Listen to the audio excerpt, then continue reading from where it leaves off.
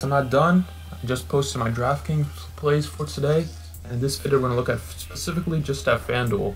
I know both sites are pretty similar, but they're still very different in terms of player price points. Some guys are just a lot better value on DraftKings. Some guys are just a lot better value on FanDuel. There's no other way around it.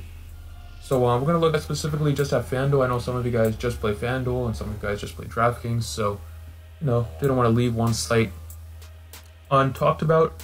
So at point guards for FanDuel, same thing as DraftKings. Russell Westbrook is your highest priced player at 11.9. A bit more expensive here on FanDuel, but FanDuel is one of those sites where you have to play 2 point guards. So he's going to be a lot higher owned in this one. Specifically, nobody else is really in his price range on this slate. You get 11.9, then you get a big price bump down to Kevin Durant, who's 10.5. So especially at point guards, you get a $2,000 difference between him and Steph Curry. So I think Westbrook is going to be very high owned. I think he's in a good spot at home playing against the Wizards, but I do like John Wall a lot. The Wizards are, in a mini slump as a team. I'm not playing the very good right now. The coach even mentioned some rotation changes, maybe some new guys going to start in this. He's going to come into the starting lineup. The player would be Kelly Oubre, I would assume, but we'll see what Scott Brooks does. But John Wall has been playing pretty well. This Dallas game was when he had migraines. Reported that he had migraines, but he still played 35 minutes. But obviously, migraines really did affect him. He put up 25 FanDuel points. But other than that, he's pretty consistent. 30s, big ceilings, 50s, 60s. At 9.5, I'm willing to take that. Obviously, Russell Westbrook has a higher ceiling than him, but at a big discount in price, in a big price difference, I think John Wall's a better point per dollar play. I'm going to get my Thunder exposure to one of the forwards on the team. We'll get to him soon. But yeah, so John Wall, I do like him as a point guard on FanDuel a lot. Jamal Murray, he's 67 on DraftKings, 75 on FanDuel. Obviously, that is a pretty big difference. $800 is a pretty big difference.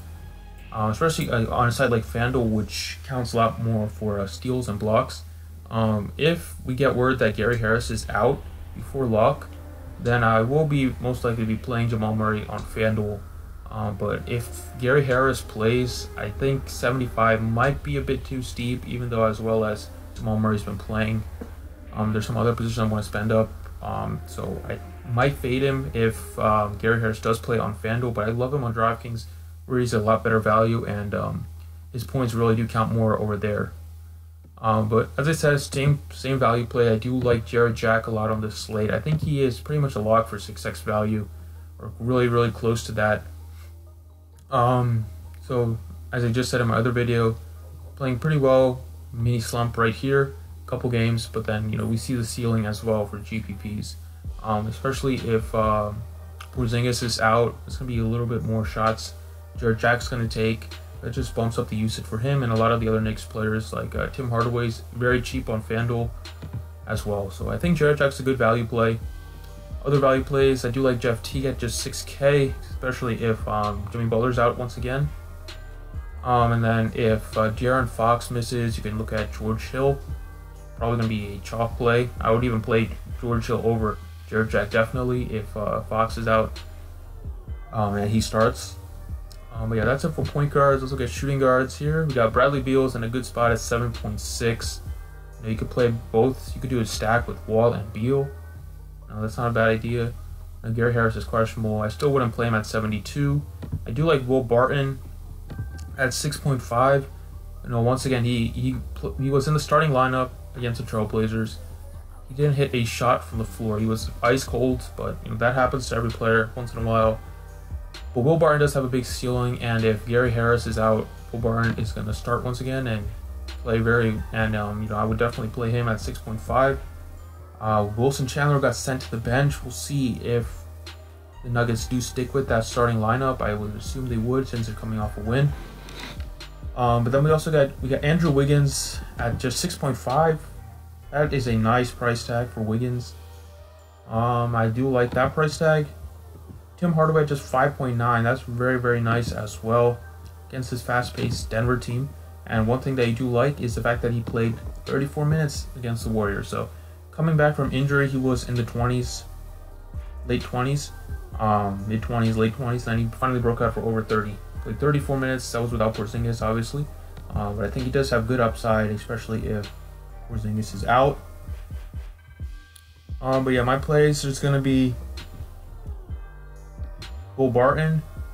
I think at 6.5, he's a good play if he's starting once again. And then small forwards, same player as on DraftKings. I love Paul George in this spot.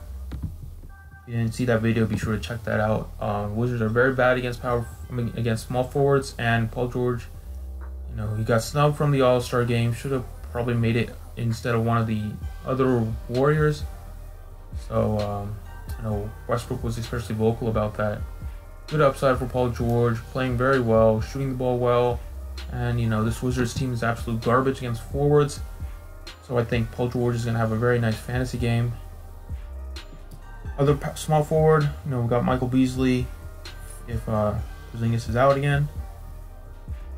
And then let's look at power forwards. Power forwards, Draymond Green. I love Draymond Green in this spot. Klay Thompson is questionable, and this is one of the games where Green can absolutely feast. Have one of those big 50-point games. Very cheap at just 8E1, and you know, he's a much better play on FanDuel because steals and blocks count 3 points each on this site compared to just 2 on DraftKings. So, and Draymond Green is definitely a great defensive player. Gets a lot of his points in steals and blocks too. Could have a big game in one of those categories, especially if this game turns into a shootout. Lots of turnovers on both sides, stuff like that. So I do like Draymond Green. I'm going to plug him in as one of my forwards. And then finally at center, you can obviously pay up for these guys. I'm probably going to be spending down. Whiteside's a lot better play on DraftKings. And usually on FanDuel, I like to pay down unless there's an absolute stud at center. I think Whiteside's a good play. You know, he could get like in the 40s and 50s. But even at 93, that's, you know, just 6x value. You're still getting the same point per dollar production as somebody like down here. I like Enes Kanter against Nuggets at 6.2, and Mason Plumlee at just 5K if he starts. I think he's a great play.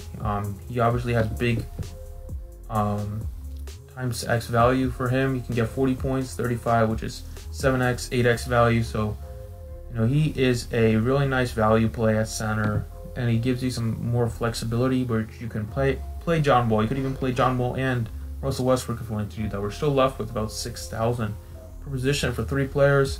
You know, this is just a starting point. Obviously, there's a lot of injuries news on the slate, so check back later in the day, which I will update these plays. But thanks for watching, guys. I appreciate it, and good luck.